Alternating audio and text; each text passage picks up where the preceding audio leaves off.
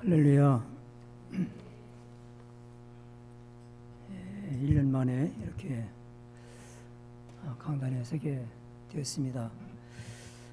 하나님 은혜로 여러분들의 기도로 이렇게 건강하게 1년 동안을 지킬 수 있도록 인도하신 하나님, 또 우리 중앙교회를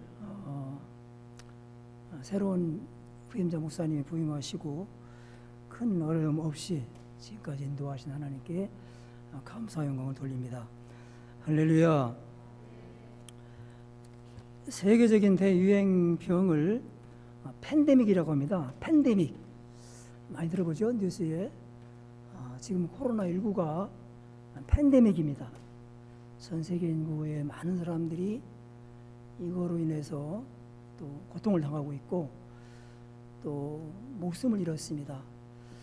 우리나라는 이제 방역을 잘했다고 하지만 지금 재확산되는 이런 단계에 와 있습니다. 많은 분들이 어려워하고 또 교육도 힘들고 예배도 힘들고 경제는 더 말할 것도 없고 이게 빨리 끝나기를 바라는 마음 간절한 것입니다. 여러분도 같이 기도하고 인내하셔서 이 팬데믹 코로나19가 빨리 사라지는 날이 속히 올 수 있기를 바라고, 아마 오늘도 교회를 오고 싶어서 병이 정도로 아마 이 자리를 사모하시는 성도님들이 많이 있을 것입니다. 그래도 이제 시대가 시대인 만큼 인내하시면서 조금만 더 기다리시면 하나님께서 이 모든 코로나 사태가 물러가고 새로운 은혜의 시대를 열어주실 것을 믿습니다. 예.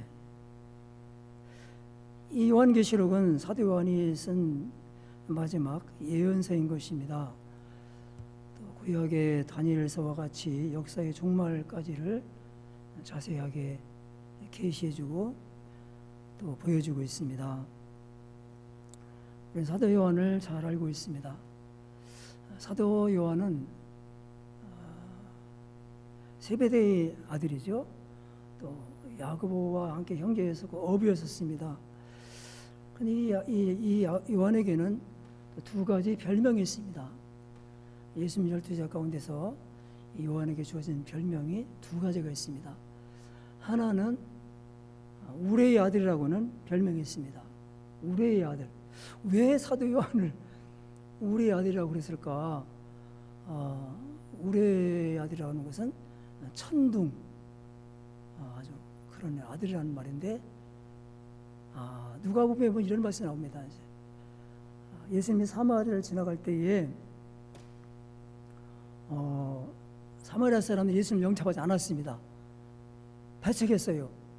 그때 이 요한이 또 야고보가 우리가 하늘에서 당장 불을 내려서 저 사람들을 멸할까요?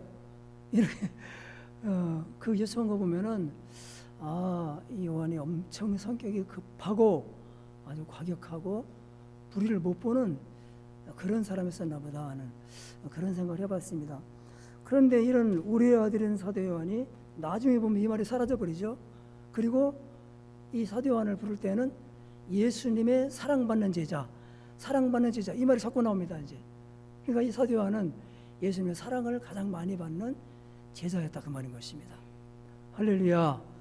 여러분도 예수 다 믿지만 정말 우리와 같은 이런 과격한 성격들이 넣어가지고 다듬어져서 정말 온유하고 남을 배려할 수 있을 수 있는 사랑받는 제자, 그렇게 되시길 바랍니다. 또 이 사도 요한은 예수님 십자가 지실 때에 다 도망갔죠. 그런데 사도 요한은 거기 있었습니다. 그 요한복음에 나오죠. 19장인가 보면 예수님이 마리아를 향해서 여자여 보소서 당신의 아들입니다. 그리고 바로 이어서 사랑받는 제자를 향하여서 내 어머니니라 이 말씀하죠. 여기 요한이 거기 있었거든요. 내 어머니다. 그래서 사도 요한은 그 이후로 마리아를 모시고 살았습니다. 그게 고대 역사가 기록에 나와 있어요. 이 마리아가 훗날 사도 요한에 의해서 모시고 살았다는 걸 기록이 나와 있습니다. 그리고 이 사도 요한은 복음서를 많이 썼습니다. 예수님의 생애와 사상을 기록해주고 있는 요한복음. 또 그 당시 이단들을 많이 경계하고 방황하는 교회들에게 교훈을 주기 위해서 요한 1서, 2서, 3서, 그 다음에 가장 중요한 요한계시록을 거의 마지막, 그때가 아마 AD 95년 정도로 보고 있는 것입니다. 더 늦을 수도 있고요. 그러면 사도 요한의 나이가 거의 90세 가깝게 됐다고 보고 있는 것입니다. 그리고 사도 요한은 그 당시가 핍박을 엄청 많이 받았다는 것입니다. 우리는 이제 외부적인 요인 때문에 지금 예배만 이렇게 많이 제한되고 있지만 사도 요한 시대는 엄청나게 핍박을 받았습니다. 그래가지고 많이 순교했습니다. 네로 황제 쭉 이어지면서 도미티안 황제까지 가면서 많은 순교자가 나왔습니다. 그리고 살아남았다 하더라도 이 사도 요한과 같이 유배당했습니다. 그래서 사도 요한도 반모섬으로 유배당했죠. 거기서 요한계시록을 썼다고 이렇게 나와 있죠. 반모섬에서 내가 하나님의 계시로 이걸 썼다 이렇게 말씀하는 것입니다. 그러면서 요한계시록은 역사의 종말까지도 보여주고 새하늘과 새 땅을 보여주고 이성의 악이 팽창하고 이렇게 승할지라도 결국은 하나님 나라가 승리하고 예수님이 승리한다. 그러니 이런 핍박과 제약과 억압 속에서 신음하는 교회들아, 인내하고 견디고 참고 믿음을 지켜야 된다. 교회를 지켜야 된다. 이런 메시지를 요한계시록에서 우리들에게 가르쳐주고 있는 것입니다. 그러므로 이 예언의 말씀을 읽는 자가 복이 있고 이 말씀을 듣는 자들이 복이 있고 이 말씀을 지키며 살아가는 사람들이 복이 있다. 여러분이 마지막 시대에 지금 종말 시대에 이 예언의 말씀 요한계시록 많이 읽으시고 힘내시고 믿음과 가정과 교회와 나라를 잘 지키는 남은 자가 되시기를 축원합니다. 여러분 누가복음 21장 보면은 그때에 나라와 나라들이 대적하여서 일어날 것이며 곳곳에 큰 지진과 큰 기근과 전염병이 퍼지리라. 예수님 예언님 말씀이거든요. 종말 때가 되면 지진도 크게 일어나고 기근도 크게 말 것이고 전염병이 퍼지리라. 그러면 인자가 가까이 왔다는 것을 깨달아라. 시대의 징조를 깨달아라. 지금이 바로 그런 시대거든요. 여러분 이번에 홍수로 중국이 곡창지대가 다 물 잠겨버렸지 않습니까? 북한도 뭐 황해도 평안도 다 잠겨버렸어요. 쌀 수확할 게 없다잖아요. 쌀 수출할 나라가 없습니다. 밀 수출할 나라가 없어요. 지금 쿼터제로다가 몇 나라만 조금씩만 이렇게 팔고 있는 거예요. 대기근 시대, 이게 다 예언된 사실입니다. 대전염병, 코로나 아니라 하더라도 또 다른 전염병이 올 수 있다는 것입니다. 이런 상황에서 우리는 믿음을 지켜야 된다는 것입니다. 여러분 요한계시록 2장 3장에 가보면은 7교회가 나오고 있습니다. 거의 사도 바울에 의해서 아마 세워질 것으로 저는 그렇게 믿고 있는 것입니다. 그런데 마지막 7번째 교회가 라오디게아 교회인 것입니다. 마지막 7번째 교회가 라오디게아 교회인 것입니다. 그리고 그래서 이제 요한계시록을 해석하는 학자들이 많지만 많은 사람들이 이 라오디게아 교회가 말세 교회를 대변해주고 있다, 나타내주고 있다. 물론 전 시대에 다 해당되지만 특히 말세 교회가 라오디게아 교회 같이 그런 모습으로 나타날 것을 미리 보여준 것이다. 이렇게 해석하는 사람들이 많습니다. 이 7교회를 향해서 이 분석해 보면은 이 구성이 몇 가지 특징이 나옵니다. 교회마다 예수님의 어떤 모습으로 나타납니다. 그 다음에 진단을 합니다. 그리고 죄를 책망하죠. 잘못됐다, 고쳐라, 회개하라, 이게 나옵니다. 그리고 잘한 거에 대해서 칭찬합니다. 순교자가 나왔다, 흰옷을 입은 자가 있다, 남은 자가 있다. 적은 믿음 끝까지 지켜라. 다 있어요. 그런데 라오디게아 교회는 칭찬이 하나도 없습니다. 책망만 있습니다. 마지막 경고로 회개하고 열심되라고, 이기는 자만이 나와 함께 보좌에 앉게 될 것이라고 이렇게 말씀하고 있는 것입니다. 라오디게아 교회에 나타나신 예수님의 모습이 통해서 우리는 또 은혜를 받는데요. 세 가지 모습입니다. 아멘이신 예수님, 충성된 증인이신 예수님, 창조의 근본이신 예수님이 가라사대, 이렇게 나타나요. 왜 그랬을까요? 다른 교회는 이런 모습이 아니거든요. 근데 라오디게아 교회를 향해서는 아멘이신 예수님, 충성된 증인이신 예수님, 창조의 근본이신 예수님, 이렇게 나타나고 있습니다. 그래서 여기서 말하는 오늘날 우리가 이제 그리스도인들의 정체성의 핵심에 자리잡고 있어야 될 부분들이 이런 부분들이거든요. 아멘이라는 뜻을 우리 잘 알고 있지 않습니까? 아멘이라는 뜻은 진실하다, 참되다, 참이다, 이런 뜻입니다. 그러니까 모든 거짓 것에 대한 반대의 가장 중심에 있는 말씀이 아멘입니다. 아멘. 아멘이라는 것은 참되고 진실하다, 맞다, 옳다, 이런 뜻이 아멘이라는 뜻인 것입니다. 그래서 이 아멘은 하나님의 인격의 중심이십니다. 하나님의 인격의 중심인 아멘이십니다.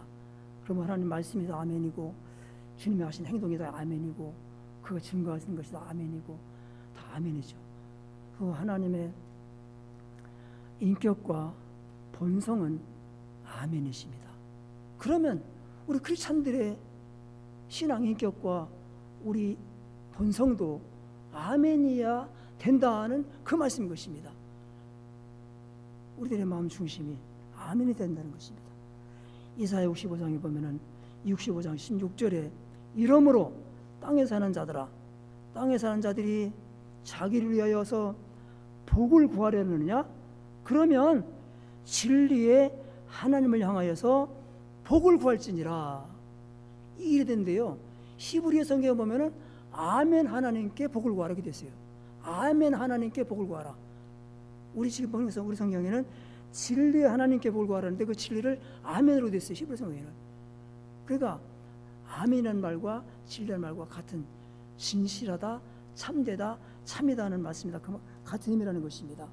여러분, 예수님께서 요한복음 3장에 보면 3절 5절에 보면 내가 진실로 너에게 이르노니, 사람 거듭나지 않으면은 천국 갈 수 없다 그러지 않습니까? 거기 진실로가 원문 성경에는 아멘 레고 이렇게 됐어요. 그 아멘이 진실이라는 뜻이에요. 그 예수님 내가 참말을 한다, 이게 참이다, 이걸 말씀하는 겁니다. 그래서 예수님이 라오디게아 교회를 향해서 아멘의 모습으로 나타나신 것은 오늘날 신약의 많은 성도들의 신앙 인격의 가장 중심에 아멘의 진실성을 회복하고 그걸 가지고 평생을 살아야 된다는 메시지를 주고 있는 것입니다. 고린도후서 1장 20절에 보면은 하나님의 약속은 얼마든지 그리스도 안에서 예스가 되나니 그런즉 그로 말미암아 우리는 아멘하여 하나님께 영광을 돌리면서 살아야 된다. 인간은 다 거짓됩니다. 우선자인 것입니다. 속임수가 많습니다. 우장되어 있습니다. 포장되어 있습니다. 가시적입니다. 다 벗어야 됩니다. 아멘으로 돌아가야 되는 것입니다. 그다음에 보면은 충성된 증인이신 예수님 이렇게 나타납니다. 충성된 증인으로 나타나십니다. 여러분, 이게 뭐 계십니까? 이거는 예수님의 사명과 사역을 말씀해 주고 있는 것입니다. 예수님이 이 땅에 왜 오셨나? 이 교회에 왜 나타나셨나? 우리를 왜 불러주셨나? 바로 충성된 증인으로 살라는 그런 메시지인 것입니다. 예수님 땅에 그냥 오신 게 아니고 예수님 땅에 하나님의 사랑을 증거하기 위해서, 또 천국이 있음을 증거하기 위해서, 부활이 있음을 증거하고 이런 증인으로 사명을 가지시고 살아가신 분이 바로 예수님이신 것입니다. 여러분, 증인이라는 그 헬라어가 말투스인데요, 똑같은 어근으로 마타가 나옵니다. 그게 순교자입니다. 순교자. 초대교회 당시에 증인은 순교자가 많았습니다. 그 정도로 우리가 신앙을 지키기 위해서는 순교를 각오할 만큼 어려움도 감수해야 된다는 것입니다. 예수님도 십자가를 지심으로 사명을 완수하셨고 다이로 또다 사역을 완수하셨습니다. 우리는 과연 이 시대에 예수님의 증인으로 살고 있는지요? 우리는 부름받도록 하나님 자녀로 부름받았지만 또 사명자로 부름받았습니다. 물론 직분도 사명이죠. 그러나 공통적으로 사명이 뭡니까? 증인, 예수님의 증인인 것입니다. 성령이 말씀하시면 예루살렘과 유대와 사마리아와 땅 끝까지 이르러서 내 증인이 되리라, 돼야 된다. 성령 받아서 예수의 증인이 되라, 복음의 증인이 되라, 하나님 나라의 증인이 되라, 하나님 사랑의 증인이 되라, 그 말씀인 것입니다. 우리는 주님의 증인으로 또 아멘의 본성을 되찾고 증인으로 살아야 되는 것입니다.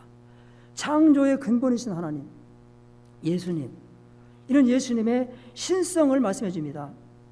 예수님은 하나님이십니다. 그 다음에 라오디가 교회를 향한 예수님의 책망의 말씀이 쭉 나와 있습니다. 차지도 아니하고 덥지도 아니하다. 다시 말하죠, 미지근하다. 너희들의 믿음이 미지근하다. 그러니 괜찮다. 그게 아니라 미지근해서 토해겠다. 내가 이 상태로 더 가면 내가 너희를 토해버리겠다. 미지근하다. 그리고 나는 부자라고 말하면서 부족한 것이 없다고 하는 교만과 물질주의와 안일함에 빠져 있다. 이렇게 말하고 있습니다. 여러분, 성경은 육체를 자랑하지 말아라. 여호와께서 말씀하시되, 여호와께서 말씀하시되 지혜로운 사람은 지혜를 자랑하지 말고 용사는 용맹함을 자랑하지 말고 부자들은 부함을 자랑하지 말라. 자랑하는 자들은 나를 아는 것으로, 하나님을 아는 것으로, 아멘의 인격을 가지고 있는 것으로, 증인의 사명을 가지고 살아가는 이것으로 자랑하라. 십자가 외에는 자랑할 것이 없다. 그런데 이 라오디가 교회는 이 세상적인 물질적인 풍요에 빠져서, 거기에 육신의 부유함에 빠져서, 안일함에 빠져서, 세속주의에 빠져갖고 이 기독교의 정체성을 잃어버렸습니다. 라오디게아라는 도시가 돈이 많았거든요. 물론 내륙 지방에 있었지만 동서무역의 중심지였으며 의학교가 있을 정도로 의학이 발달했으며 또 그 양모산이 발달해가지고 고급 의복을 많이 만드는 그런 공장들이 많았습니다. 돈이 엄청 많았습니다. 그래서 이 교회는 정말 풍성한 그런 부자 교회였습니다. 그런데 뭐냐면 영적으로는 죽어버린 것입니다. 그래서 내 곤고한 것과 가련한 것과 가난한 것과 눈먼 것과 벌거벗은 것도 알지 못한다. 정체성을 잃어버렸다. 전투력을 잃어버렸다. 영적인 능력을 상실해버렸다. 그러니 회개하고 다시 그를 회복하라. 회복하라는 걸 말해서 세 가지를 말씀하십니다. 불로 연단한 금을 사라. 세 가지를 사라고 그랬어요. 근데 이것을 누구한테 사느냐? 하나님께 와서야만 살 수 있다고 그랬어요. 세 가지. 불로 연단된 금을 사라. 그래서 부자가 되라. 또 흰옷을 사라. 그래서 부끄러움을 없게 하라. 그 다음에 안약을 발라서 눈 떠라. 세 가지를 사라고. 그래서 영적인 이 회복, 정체성을 다시 회복하라고 말씀하는 것입니다. 여러분, 이미 부자인데 또 부자가 되라고 말씀하는 거예요. 너희는 부유한 자가 되라 이렇게 말씀하고 있는 거예요. 이미 부자가 된 자기들은. 그런데 아니다. 너희들이 경제적으로 아무리 부유해도 영적인 정체성을 잃어버렸기 때문에, 믿음을 잃어버렸기 때문에 너희들은 가난한 사람들이고 불쌍한 사람들이다. 그러면 여기서 말하는 금은 뭘 말하느냐? 근데 금은 금인데 불로 연단된 금을사라고 그랬어요. 불은 금의 불순물을 다 제거해버립니다. 녹여야 순금이 나오는 것입니다. 우리들의 가짜 신앙은 이런 팬데믹이나 이런 핍박이나 고난이나 이런 어려움을 겪음을 통해서, 연단을 통해서 참 믿음과 거짓 신앙이 드러나게 되는 것입니다. 그러므로 너희들의 그런 형식적이고 그런 율법적이고 의식적이고 육적인 신앙에서 껍데기 다 벗겨내고 참 믿음, 거듭난 믿음, 성령 받은 믿음, 아멘의 인격을 회복한 믿음, 참 증인의 사명을 회복한 믿음, 그것으로 부유한 자가 되라. 그게 있으면 너희들은 부자다, 그 말인 것입니다. 바울이 고린도 교인들 뭐라고 했습니까? 너희가 가난한 자 같으나 모든 것을 가진 자다. 우리는 아무것도 없는 자 같으나 많은 사람들을 부유하게 한다. 우리 가진 거 없어도 다 선교할 수 있고 부재 봉사할 수 있고 할 수 있잖아요. 예, 우리는 아무것도 없는 자 같으나 모든 것을 가진 자다. 예수 모시고 사는 사람들이 진짜 부자인 것입니다. 여러분들이 부자인 것입니다. 할렐루야. 예. 그다음에 뭐라고 했습니까? 흰 옷을 사서 입어라. 너희들이 입고 있는 옷은 더러운 옷이다. 그게 뭐 문화가 어떻고 뭐 어쩌고저쩌고 다 해봐야 그게 더러운 옷이다. 이사야가 그 말씀을 했죠.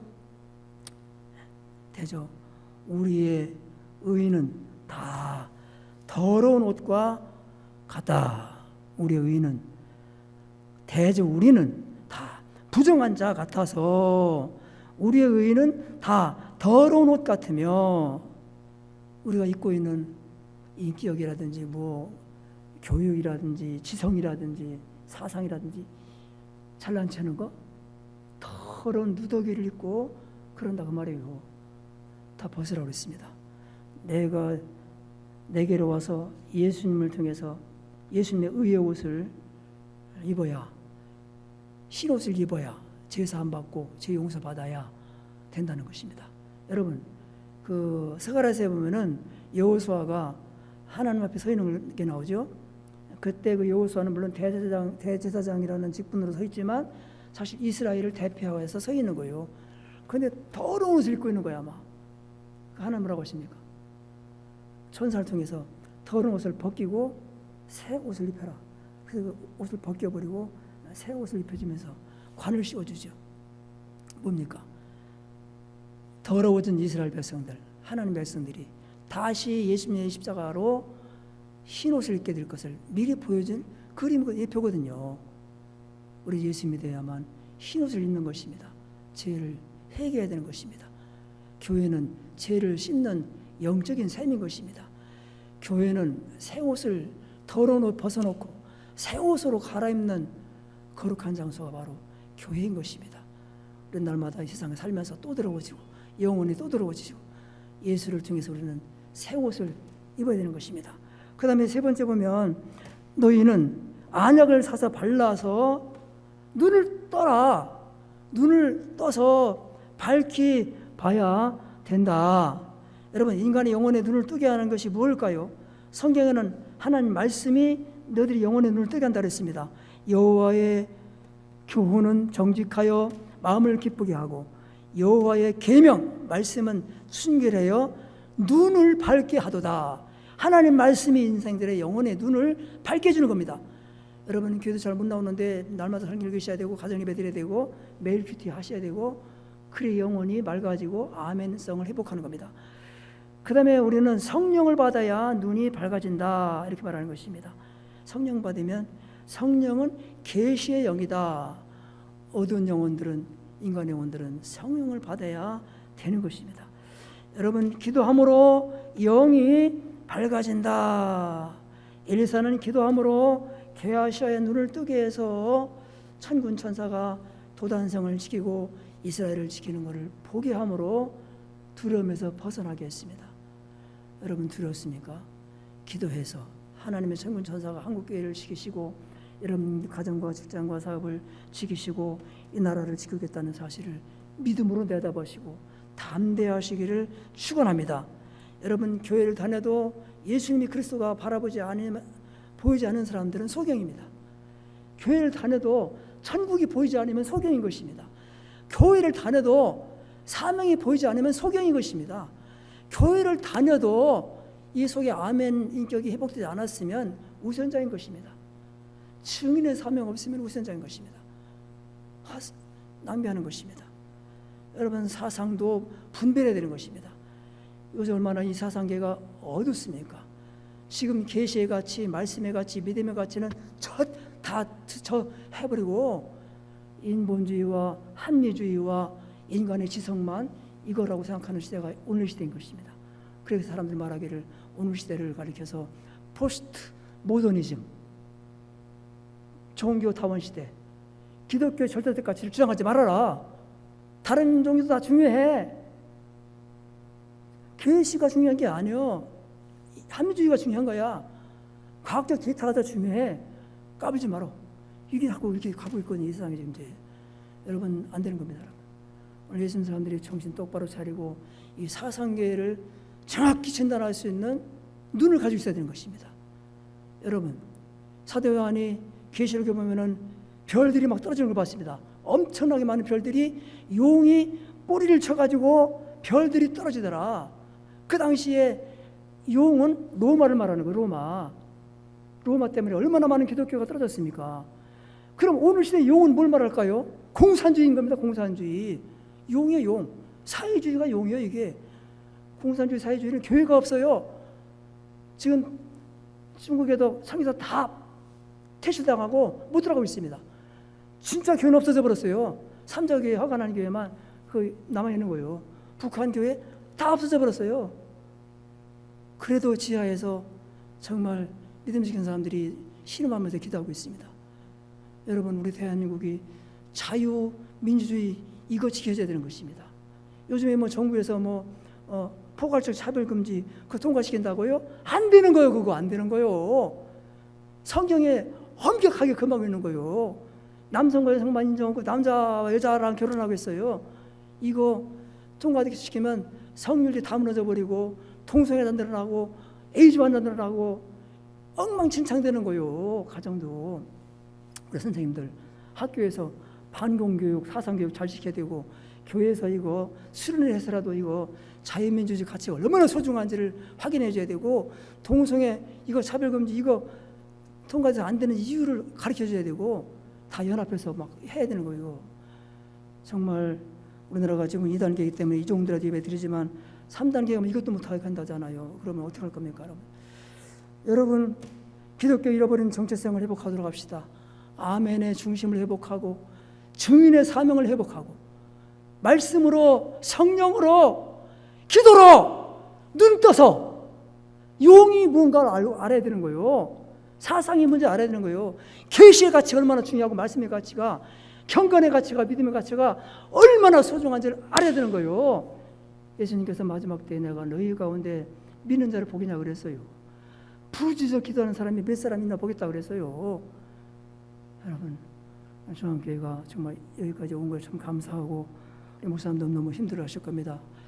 교회 잘 지키시고 믿음 잘 지키시고 가정 지키시고 이 나라 잘 지키시고 자유민주주의 잘 지켜서 아이들한테 패스다운 전달 확실하게 가정 예배를 통해서 해주고 모두가 되시기를 축원합니다. 하나님 감사드립니다. 크리스찬의 정체성을 잃어가고 있습니다. 계시의 가치를 잃어가고 있습니다. 하나님 아버지 한국교회를 붙들어 주시고 우리의 자유 대한민국을 지켜주시고 포괄적 차별금지법도 막아주시고 이 나라가 세계를 향해서 자유방과 함께 유대를 같이 해서 공산주의 사회주의로부터 이제 지켜지면서 세계를 선교할 수 있는 귀한 교회들 다 되게 도와주시옵시고 중앙교회가 되게 하여 주시옵소서. 예수님 이름으로 감사하며 간절히 기도합나이다. 아멘.